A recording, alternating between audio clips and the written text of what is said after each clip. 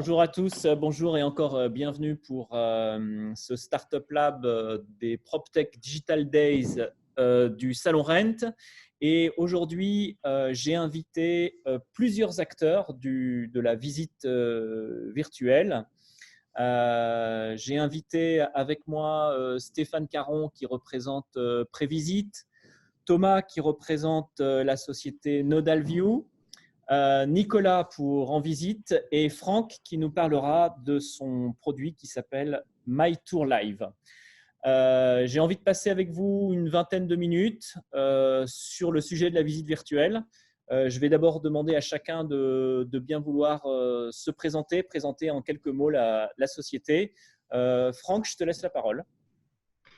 Donc, Franck Adrahi, fondateur de la startup My Tour Live basée à Marseille, créée fin 2018. Donc, on est encore une toute jeune structure et spécialisée dans les solutions de visite guidée à distance, comme si on y était, donc avec une expérience à la fois immersive et interactive en vidéo 360.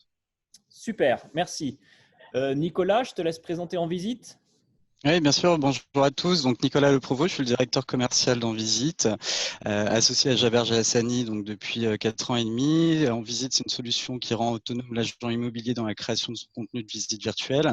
Ça fait un certain nombre d'années qu'on présente donc la visite guidée à distance comme un usage vraiment pertinent, plaçant l'agent immobilier au centre du sujet et de la présentation.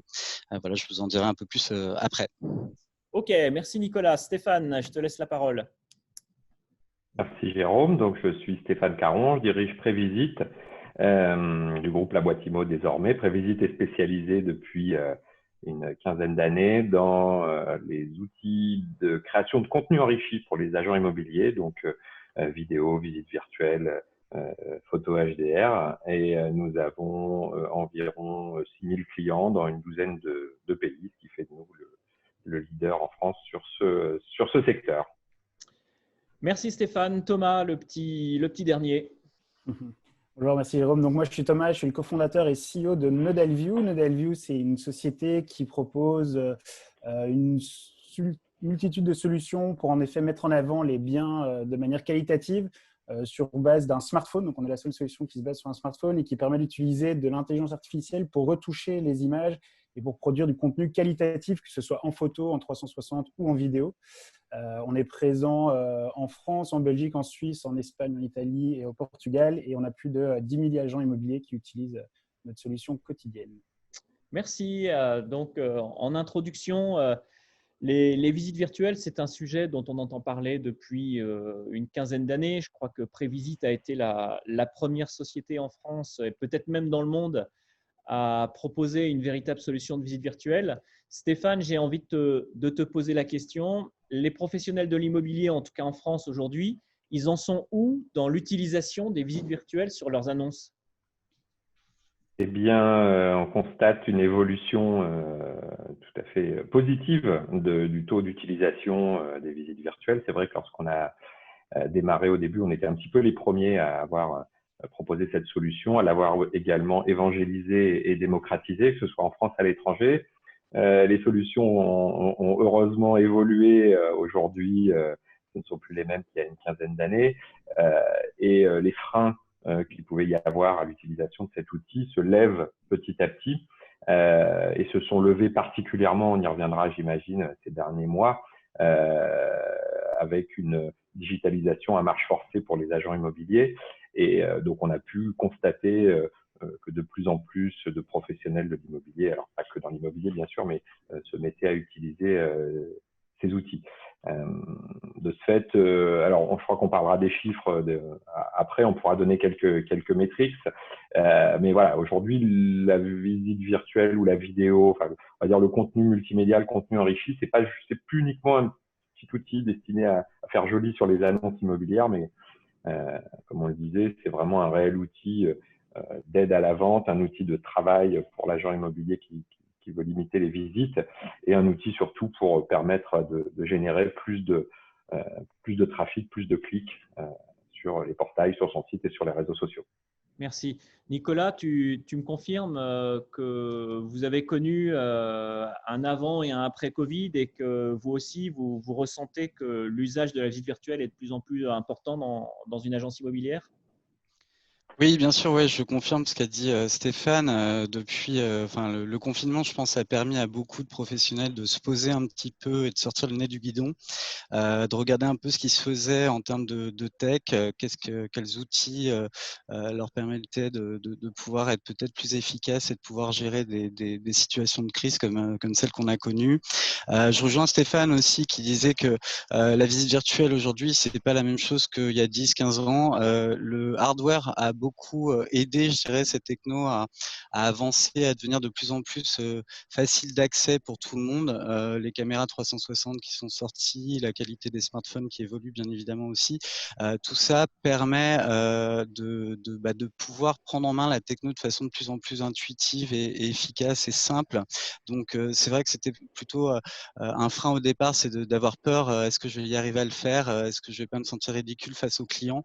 Là, on a vraiment cette notion de facilité, d'usage simple. C'est presque plus facile, Thomas pourra peut-être le dire tout à l'heure, mais peut-être plus facile de faire une visite virtuelle et une photo 360 qu'une photo finalement.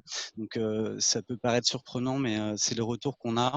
Et c'est évident que le contexte de crise sanitaire et d'arrêt brutal de l'activité a mis en avant et la valeur en fait et l'apport de ces technologies pour l'agent immobilier.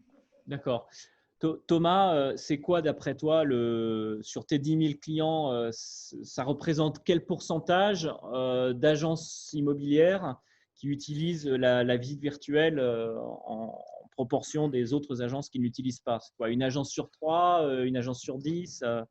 Alors nous, c'était une agence sur 5 qui utilisait avant le Covid, qui avait en tout cas l'option 360. Ça ne veut pas dire qu'il l'utilisait systématiquement, c'est en tout cas s'il avait. Et Ouais. aujourd'hui, on évolue vers 45-50% des agences immobilières qui sont dans le portefeuille, qui s'équipent de l'option de faire du 360 au-dessus du reste qui est principalement de la photo et de la vidéo.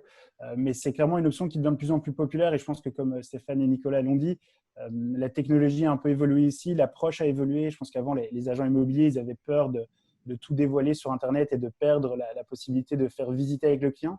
Et aujourd'hui, grâce à notamment la visite live et la visite guidée, l'agent immobilier est un peu remis au centre des visites qui se font virtuellement. Et je pense que c'est surtout ça qui fait aussi que l'adoption a été accélérée, d'autant plus pendant la crise, mais surtout maintenant qu'on se rend compte qu'en fait, c'est quand même un outil qui est agréable à utiliser et que c'est une expérience client aussi agréable pour les gens qui souhaitent acheter ou louer. Et je pense qu'en effet, il y a pas mal de choses qui ont bougé ces derniers temps à ce niveau-là. Nicolas, tu es un petit peu je dirais le petit nouveau en quelque sorte, une jeune start-up, tu l'as dit tout à l'heure. Toi, tu t'es plutôt focalisé sur… pardon? Plutôt Franck. Non, Franck, pardon, oui, Franck. Oui. Tu t'es focalisé Sans faire offense à Nicolas. Moi, je suis petit, mais pas nouveau. Ouais, pardon, ouais, excusez-moi. On coupera au montage. Ouais, s'il te plaît.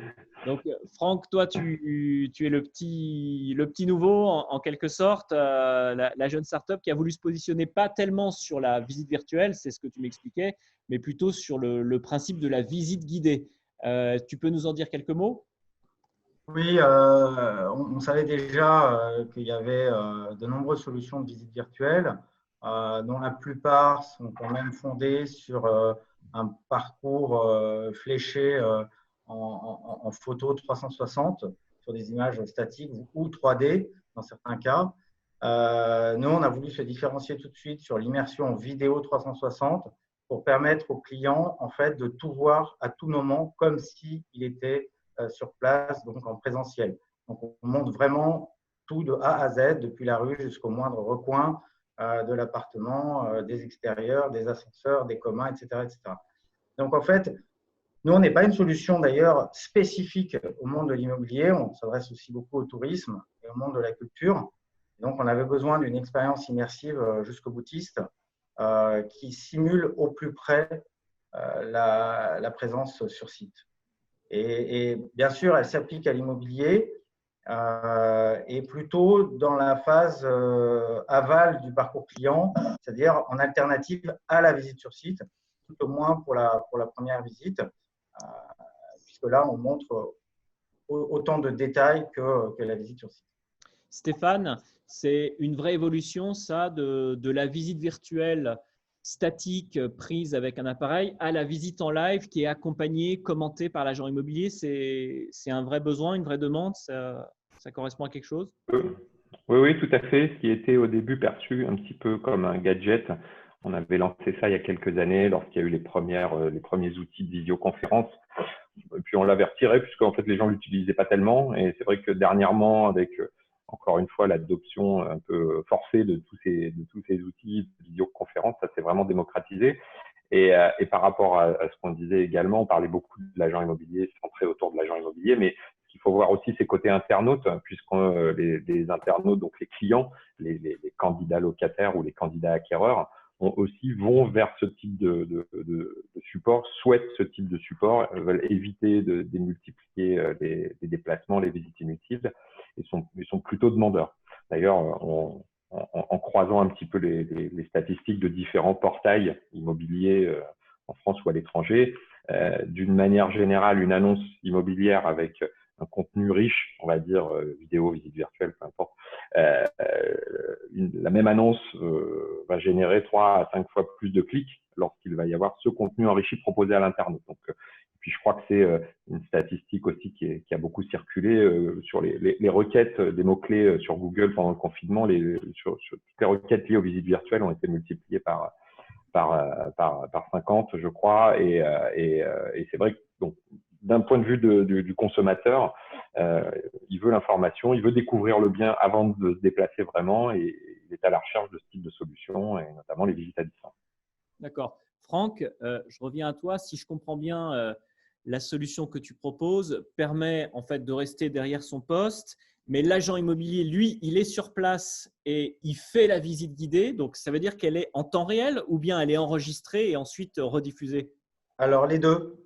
Il peut soit être sur place et faire du live streaming temps réel de vidéos 360, soit il a préenregistré la visite, ce qui est quand même pratique quand on veut la réutiliser à l'infini avec d'autres clients, et il va pouvoir faire un live sur une diffusion en différé d'une visite déjà créée. D'accord. Mais Thomas, qui aura toutes les caractéristiques et tous les détails de la visite sur site, encore une fois, du début jusqu'à la fin, avec l'ouverture des placards et tous les détails de la visite. Thomas, ça c'est aussi une solution que vous avez chez vous? Oui, bien sûr. Donc, la visite virtuelle guidée, c'est d'ailleurs l'outil qui, chez nous, a été le plus utilisé pendant le confinement. Et c'est l'outil qui a eu la plus grosse progression, même encore plus grande, en tout cas en absolu, par rapport au panorama. C'est vraiment quelque chose qui, comme Stéphane le disait, permet aussi de donner une nouvelle expérience aux gens qui achètent. C'est-à-dire qu'on peut être accompagné de son agent immobilier, visiter un bien à distance, avoir tous les conseils du monde, pouvoir poser toutes ces questions dans le confort et la sérénité d'être chez soi, avec les gestes barrières. Donc, la visite virtuelle guidée, je pense que c'est vraiment un outil qui va persister aussi dans le temps parce que ça rend l'agent immobilier plus efficace. On peut retourner plusieurs fois, on peut vraiment qualifier le projet d'achat ou le projet de location. Et au final, c'est plus agréable et ça rend juste l'expérience d'acheter une maison plus agréable. Donc, je pense que ça va aussi rester dans le long terme. Nicolas, donc si on devait résumer un peu les différentes techniques qui existent pour faire de la visite virtuelle, donc si j'ai bien compris, il y a l'appareil photo, c'est statique, on fait une photo panoramique, elle est diffusée sur le portail. Il y a aussi les solutions de visite en live. Il y a autre chose qui existe? Alors nous, si tu veux, c'est vrai que depuis, je me souviens, la première édition du Rent, tu dois t'en souvenir également. Sur la première édition du Rent, on proposait déjà cet outil qui plaçait l'humain au cœur de ces présentations digitales, et donc qui donnait un usage à la visite virtuelle vraiment pertinent en plaçant le rôle de l'agent immobilier qui accompagne donc le projet et qui est là pour servir d'intermédiaire dans la présentation et la compréhension du bien. Donc notre outil de présentation en ligne, il est très abouti. On a la possibilité de se voir par webcam, comme ce genre de réunion. Possibilité maintenant également de signer un bon de visite électronique dans notre interface. Donc en effet, quel que soit de toute façon le système de prise de vue, pour répondre à ta question, qui d'ailleurs on est compatible nous chez En Visite avec tous les systèmes, que ce soit les smartphones, caméra 360 ou des appareils plus haut de gamme, on peut de toute manière après se servir de ce média en se plaçant au cœur, en tout cas quand on est professionnel de l'immobilier, en se plaçant au cœur de cette présentation, parce que le fait d'envoyer un lien URL d'une visite virtuelle ou de l'intégrer dans une annonce sur un portail immobilier, ça ne place pas le professionnel au centre de cette présentation et ça lui donne, comme le disait Thomas, je crois tout à l'heure, cette impression de perdre un petit peu son rôle en fait, hein, son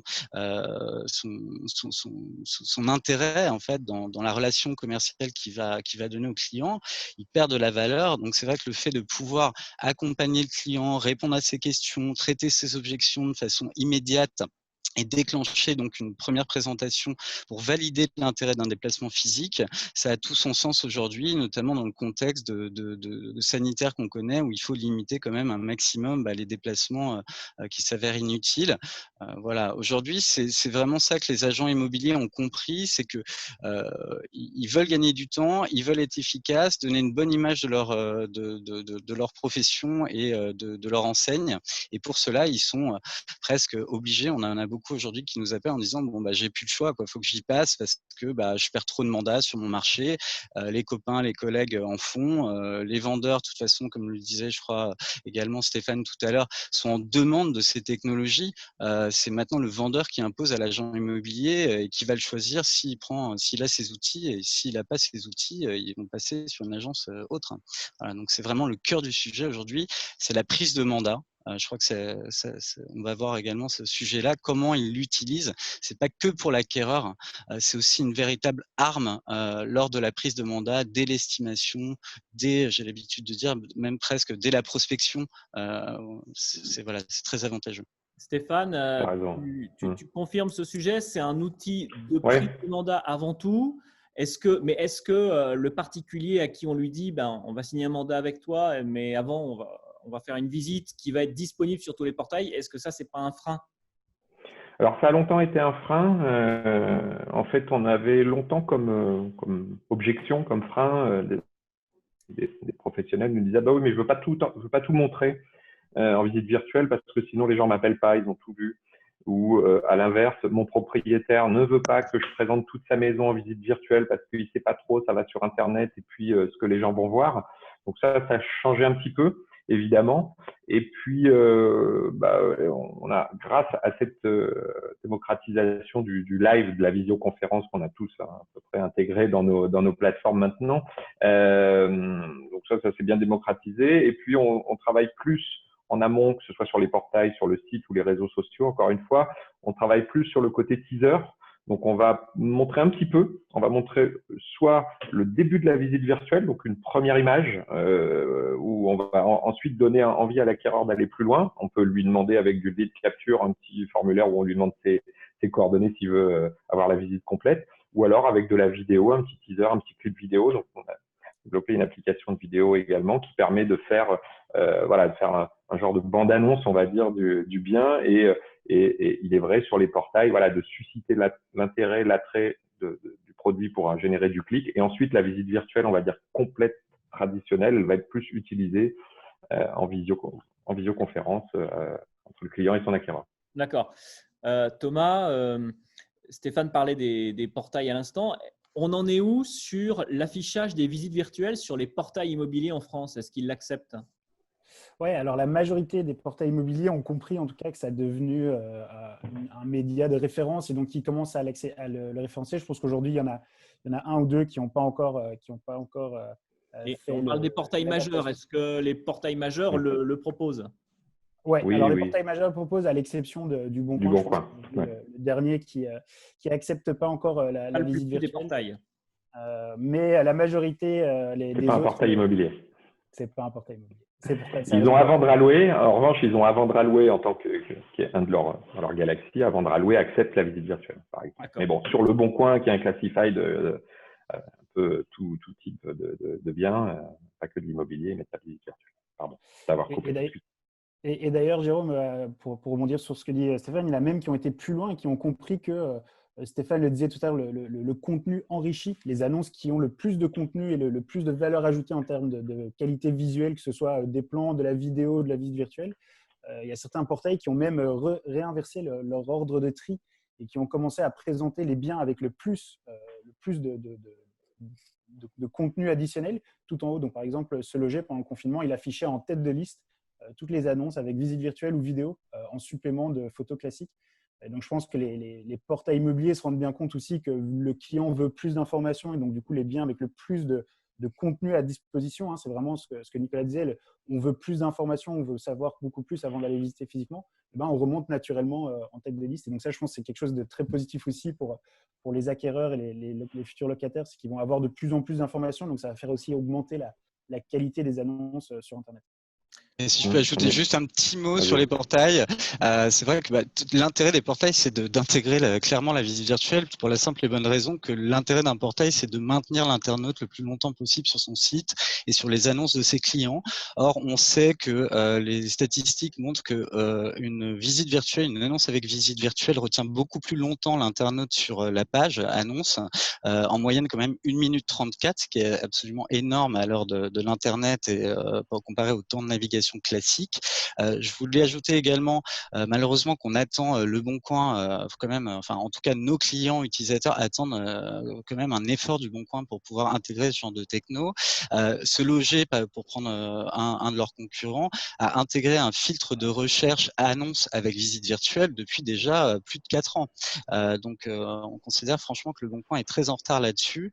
On ne sait pas pourquoi, on ne sait pas de quoi ils ont peur, mais franchement, il faudrait qu'ils s'y mettent. S'ils nous regardent là aujourd'hui, allez les gars. Je crois qu'ils étudient le sujet, mais ils ont peur des liens externes, en fait. C'est ça. Franck, ta solution à toi, elle est un peu différente de celle de tes confrères qui sont là. Elle s'insère où dans le parcours utilisateur chez l'agent immobilier? Oui, alors nous, on a des clients qui ont des outils existants de visite virtuelle et à la fois notre solution. Donc, Parce ils peuvent qu'ils utiliser utilisent aussi bien NodalView et Ouais, alors en l'occurrence, nos clients, bon, c'est pas sur NodalView, mais ou sur d'autres, mais voilà, on entend beaucoup parler de Matterport, eStaging et autres, mais il y a aussi bien sûr tous ceux qui sont autour de la table, hein, qui sont les référents sur le marché. Et donc, ils utilisent plutôt la visite virtuelle comme un outil de pré-visite, de qualification de clients pour donner envie aux clients d'aller plus loin et effectivement de valider un déplacement, comme le disait Nicolas, je crois. Et puis, notre solution, ils vont l'utiliser comme alternative au déplacement pour les clients éloignés ou pour des clients moins disponibles, pour gagner en réactivité de visite, mais réellement comme visite à part entière. Encore une fois, voilà, nous, ce n'est pas une expérience de prévisite, c'est vraiment la visite. D'accord.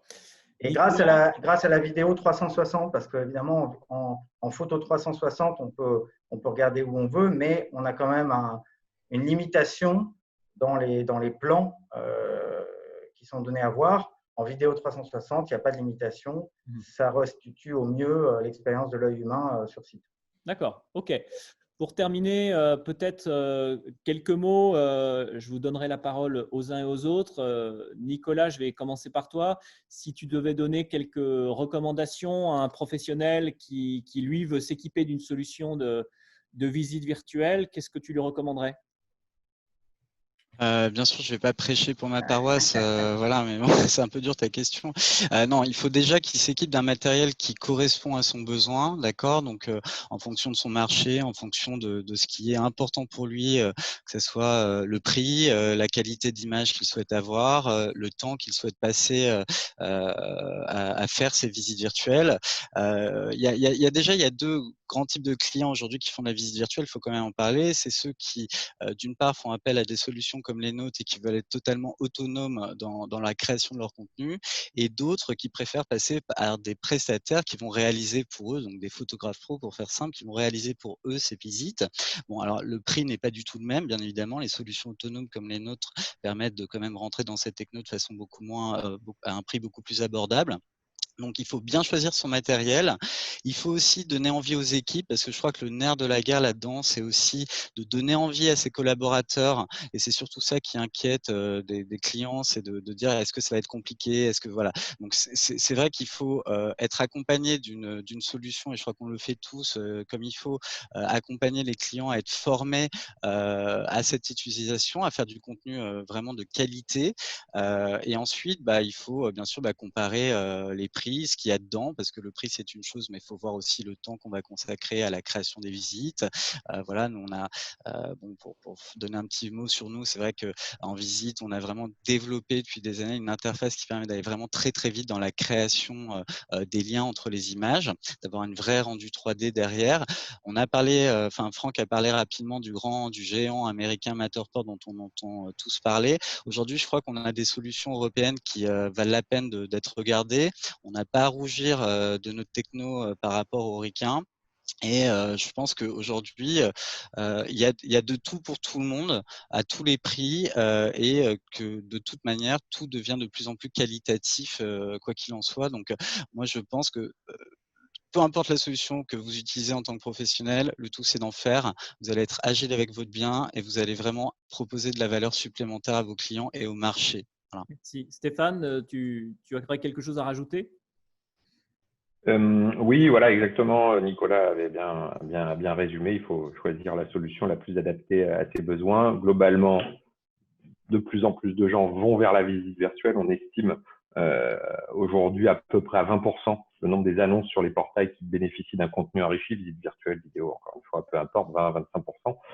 On était encore à 5% il y a quelques temps. Donc, la progression est très rapide. Maintenant, il y a les technophiles qui vont utiliser des solutions un petit peu complexes, type Matterport, on en a beaucoup parlé, un petit peu coûteuses. Alors, les prix vont baisser, bien sûr. Hein. Matterport, d'ailleurs, commence à se faire attaquer très sérieusement avec des concurrents comme MetaReal ou QPix qui vont lui tailler des croupières et des parts de marché et qui commencent déjà et qui vont tirer également les prix vers le bas. Et voilà. Donc, l'agent immobilier qui veut une solution simple d'utilisation, ergonomique, pas cher et avec un vrai service après-vente et une vraie société française avec des collaborateurs compétents, il peut faire appel à nous et on saura lui proposer la solution la plus adaptée à ses besoins. Merci. Thomas, tu aurais quelque chose à rajouter?